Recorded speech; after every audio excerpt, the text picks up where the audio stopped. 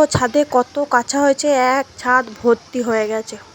তারপর দেখো তোমাদেরকে দেখাচ্ছি, চান হয়ে গেছে আর বাইরে আজকের প্রকৃতিটা কেমন লাগছে। আজকে রান্না হবে ফুলকপি দিয়ে আলু দিয়ে, পনির দিয়ে হওয়ার কথা ছিল, পনির আনা হলো না বলে আর দেওয়া হলো না। ফুলকপি আলুটা করছি, ফুলকপিটা ভেজে নিয়েছি, আলুটা ভেজে নিচ্ছি। তারপরে এবার বাদ বাকি মশলাগুলো সব রেডি করেছি আর তোমাদেরকে দেখাচ্ছি আমি ফুলকপিটা ভাজছি। তারপর ফুলকপি আলুর তরকারিটা হবে। মানে দুদিন রান্না করতে এত দেরি হয়ে যাচ্ছে, কি অসুবিধা হচ্ছে। তো এখন নতুন নতুন ফুলকপি খুব ভালো লাগবে আমার, পুরনো হলেও ভালো লাগে। বন্ধুরা সবাই কেমন আছো? আশা করি ভালো আছো। আজ হলো শুক্রবার, এখন বাজে সকাল 10টা 25। এখন থেকে আমি আমার ভিডিওটা শুরু করলাম। যারা চ্যানেলে নতুন, চ্যানেলটা সাবস্ক্রাইব করনি, আর যারা পুরনো বন্ধু আমার সঙ্গে আছে সবাইকে ধন্যবাদ। তো চলো সারাদিন কী কী করে তোমাদের সাথে নিশ্চয়ই শেয়ার করবো। আমি আর বাবু ম্যাচিং ম্যাচিং, দেখ দুজনকে একরকম লাগে ড্রেসটা, কিন্তু কালারটা এক নয়, তোরটা অরেঞ্জ অরেঞ্জ, আমারটা সর্ষে ফুলি। কর্তামশাই গাড়ি বার করছে, গাড়িটা বার করে যাবে অফিসে। পা নিয়ে এত ভুগছে, খুব চিন্তায় আছি আমরা, আর ভালো লাগছে না, রোগ রোগ রোগ। জলখাবারে আছে মুসুরি সেদ্ধ আর মুড়ি, কারণ তাড়াতাড়ির মাথায় কী করবো বুঝতে পারছিলাম না। রাহুল বারবার ডাকছে আর আমার দেরি হয়ে যাচ্ছে, আর আমি ওইদিকে কাজ করতে করতে এমনিও দেরি হয়ে গেছিলো, দিয়ে আমার খুব আজকে দেরি হয়ে গেছে। তাই বাবু বলছে মুড়ি দাও মা, মুড়ি দাও।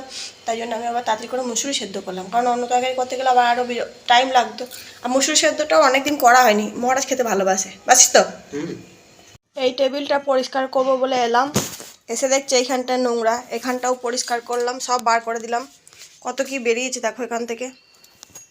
দেখো এখানটা পরিষ্কার করলাম, এখানে সব ঢুকিয়ে দিলাম, এখানটায় রাখলাম।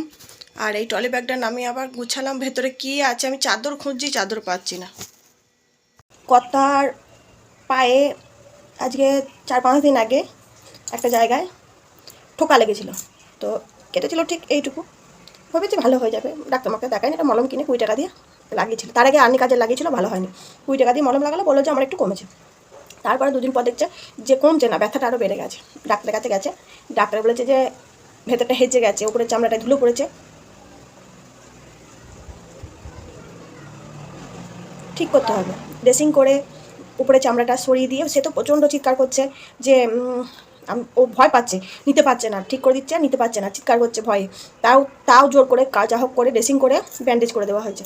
কালকে রাত্রেবেলায় ওই ব্যান্ডেজটা খুলে দেবে, ড্রেসিং করে দেবে, ভালো হয়ে যাবে আর কি। ইঞ্জেকশনও দিয়েছিল, ওষুধও দিয়েছে, দিয়ে খুলেছে। তারপর দেখছে যে হেজে গেছে, মানে ওই যে ও মনে হয় কোনো সময় ব্যান্ডেজটা ভিজিয়ে ফেলেছিল। ও ভীষণ বায়ুগ্রস্ত, হাত পা সবসময় ধুচ্ছে আর ভিজাচ্ছে, দিয়ে ভিজে গেছে দিয়ে ওইটা আবার হেজে গেছে। দিয়ে আবার ও মনে হয় কাজ করছিল, দিয়ে কোনো সময় ঠোকা লেগে গেছে, ঠোকা লেগে রক্ত বেরিয়ে গেছে। জায়গাটা নরম ছিল, ভিজে ছিল, ঠোকা লেগেছে, রক্ত বেরিয়ে গেছে। দিয়ে কালকে আর ডাক্তারবাবু ওকে খুলে দিল না, দিয়ে আবার ড্রেসিং করে আবার ব্যান্ডেজ করে দিল। ভোরবেলায় উঠতে গিয়ে পায়ে খুব লেগেছে, ইয়েতে ওই চেয়ারে, ভাবলো রক্ত বেরিয়ে গেছে, রক্ত বেরোয়নি।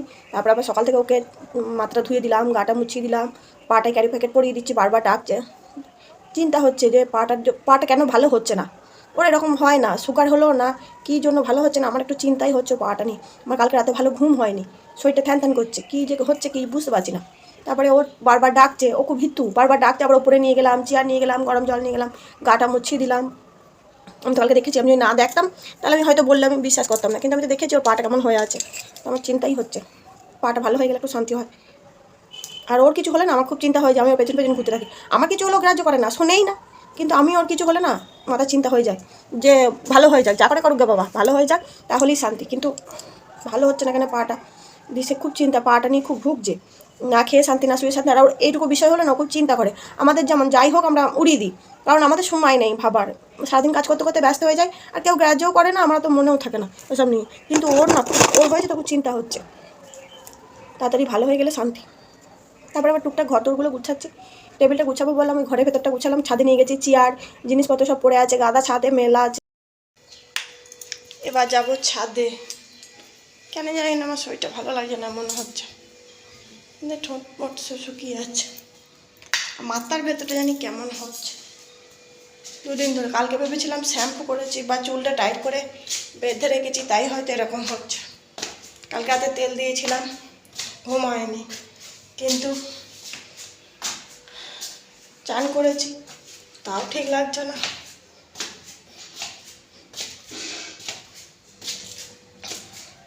দেখো ছাদে কত মেলা।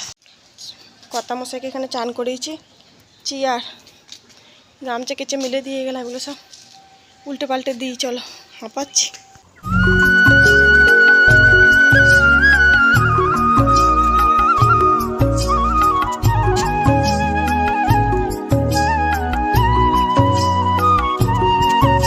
এই কিবোর্ডটা আমার ছেলের অনেক দিন ধরে বাজছে না, কি যে হয়েছে দেখতে বুঝতে পারছি না। তো মনে হচ্ছিল পিমড়ে হয়েছে। তারপর বোঝো না, এর ভেতর টিকটিকি ঢুকে বসে আছে, তাহলে কি করে বাজবে? টিকটিকি নাকি রে বাবু? আর বেরোতে পারছে না, বাচ্চা কি অবস্থা, আর বেরোতে পারছে না। এই দেখো, আর মিস্ত্রি মশাই এখন স্ক্রুড্রাইভার নিয়ে এসছে, এগুলো খোলা হবে, পরিষ্কার হবে, দেখতে পেরে ভেতরে কি আছে, সাপ আছে না ব্যাঙ আছে না পিমড়ে আছে না ধুলো, এটা নিয়ে এখন রিসার্চ চলছে। আমার ছেলের শখের বাজনাটা কিরম ধুলো পড়েছে দেখো। ধুলো পড়ার জন্য ঘরে রেখেছিল তো, বিছানা ছাড়া যত ধুলোগুলো এর মধ্যে, এই যত ধুলোগুলোর মধ্যে গিয়ে পড়েছে, তার জন্য আর দুটো তিনটে সুইচ আর একদমই বাজছে না। দুটো কিনতে কি এই সেটগুলো বাজছে রে?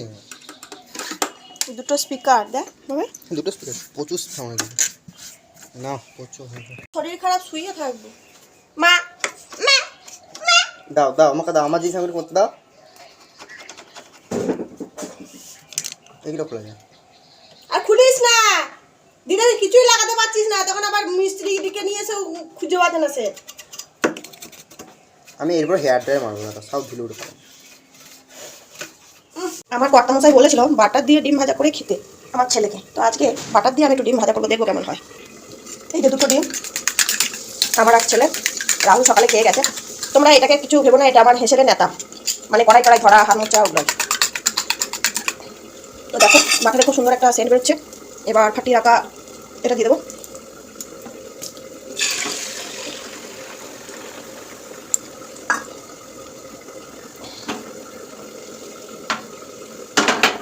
আর এটা হচ্ছে ফুলকপি আলু। আজ আমার খেতে ইচ্ছা করছে না, আমার শরীরটা ভালো নেই, তোমাদেরকে আগেও বলেছি, কিন্তু তবু একটু খাবো। ফুলকপি গরম করে নিলাম, বন্ধ করে দিই, আর ডিম ভাজাটা উল্টে দিই। ফ্রাই প্যানে ডিম পোচ করলে বা ভাজা করলে খুব সুন্দর ভালো হয়। আগেও ভিডিওতে আমি বলেছি কথাটা, যে ফ্রাই প্যানে ডিম বা ডিম ভাজা করে দেখলে খুব ভালো হয়, কড়াই থেকে ভালো হয়।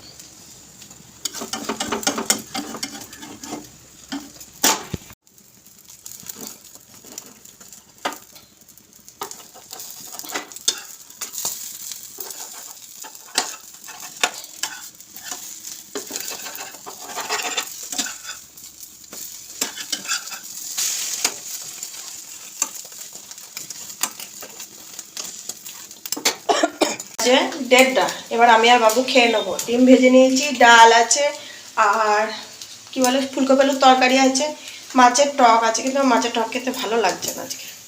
তো দেখো খাবার সাজিয়ে নিয়েছি, এবার যাবো ছেলের জন্য নিয়ে।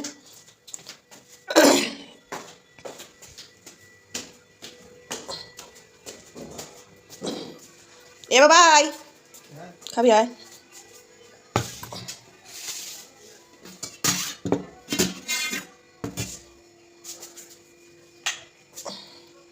নিয়ে নিয়েছি ফুলকপি আলুর তরকারি।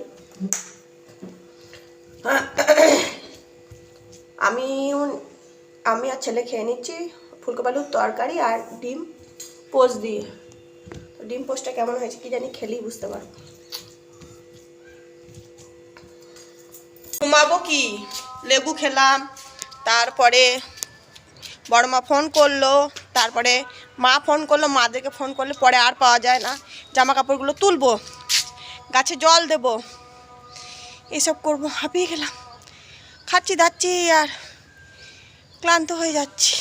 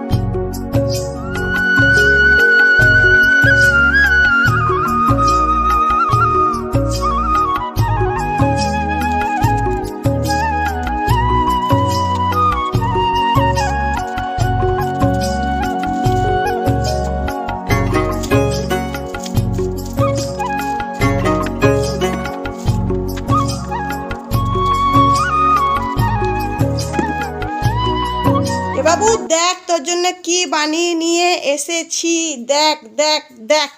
কই দেখি দাও। কি এটা? পাউরুটি কি? Butter toast. দেখলে হবে, খেতে হবে। খেয়ে বল কেমন হয়েছে। নোনতা নোনতা লাগছে। বাটার একটু নোনতা নোনতা হয়, আর চিনি আর বাটার ঠুস ঠুস কে ভরা হ্যায়। বলো। ভালো হয়েছে? তাহলে একদিন ডিম টোস্টও খেতে হবে। বাটার টোস্ট, ডিম টোস্ট, এই করেই চলবে।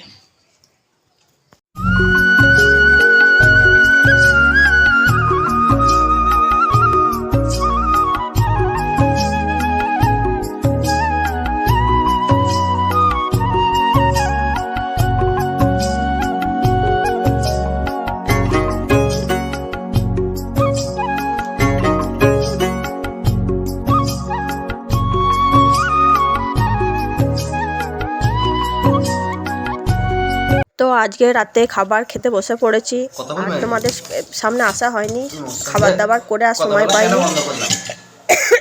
চলো ভিডিওটা শেষ করা যাক। আজকের মতো ভিডিওটা এখানেই শেষ করলাম। সবাই ভালো থেকো, সুস্থ থেকো আর সাবধানে থেকো। এভাবেই আমার ভিডিও দেখতে থাকো, আর যদি বেশি ভালো লাগে বন্ধুদের সঙ্গে শেয়ার করো। আমি খাচ্ছি রুটি, ডিম, পেঁয়াজ আর তরকারি। Tata, good night.